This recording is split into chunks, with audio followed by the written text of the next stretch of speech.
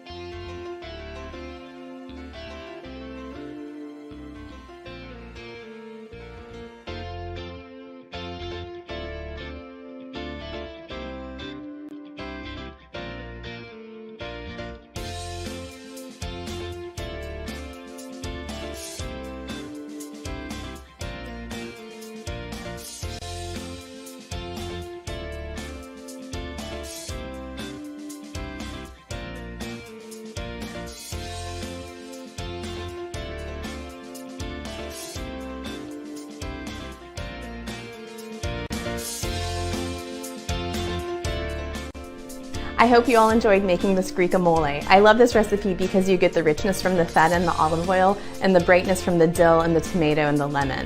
For more of my recipes, check out my website, mysweetgreek.com, and my other videos here. Thanks!